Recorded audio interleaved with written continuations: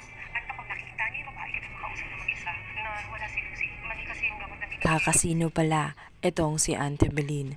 Galit na galit itong si Farah sa kanyang mga natuklasan dahil sa kabila ng pinagagawa niya ay hindi pa ito na kontento at talagang naglustay pa siya ng pera sa kasino.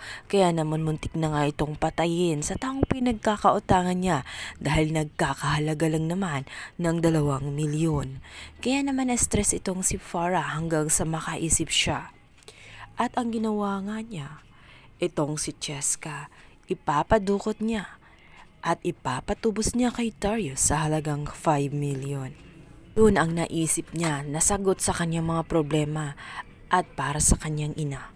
Ngunit magwawagi kaya si Farah sa kanyang mga plano samantalang nalaman nga ni Lucy ang nangyari sa kanyang anak. Kaya naman hindi niya maiwasang mag-alala ng todo bilang isang ina. Kaya naman nagtataka ngayon itong si Darius kung bakit kung mag-alala siya ay talabaga para siya ang asawa nitong si Lucy. Ngunit itong si Farah ay mamasamain ang ginawa nitong si Lucy. Ipagtatabuyan siya. Sasabihin pa nito na kung bakit pa siya makisawsaw, hindi naman kasama sa kaniyang trabaho.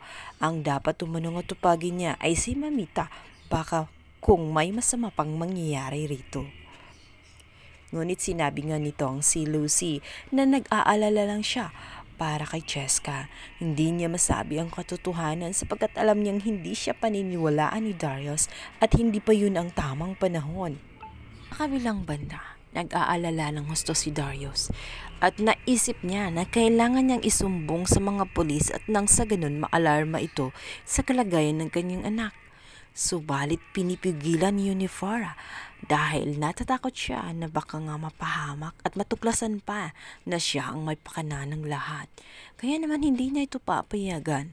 Sasabihin lang niya na hindi niya dapat gawin yun sapagkat natatakot din siya umano na baka kung ano ang gagawin ng mga kidnapper sa oras na matuklasan na may pulis na involved. Kaya na paikot na naman itong si Darius. Sinunod niya ang kanyang fake na asawa at sinabi nitong maigi kumuha na sila ng pera sa bangko. Ngunit sa kanilang pagmamamadali ay naiwan nila ang cellphone nitong si Farah. Dito na nga'y matutuklasan ni Joyce na talagang may kinalaman si Farah kung bakit nawawala itong si Cheska. At alam na nila kung saan naroroon at saan nagtago ang mga kidnapper. Kaya naman nakaisip ng paraan si Lucy. Napuntahan ang kanyang anak dahil hindi na nga siya mapakali.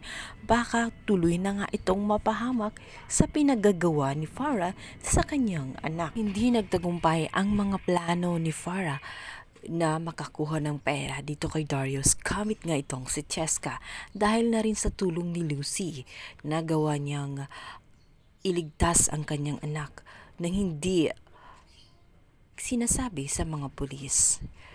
Kaya naman itong si Farah ay galit na galit sa kanya.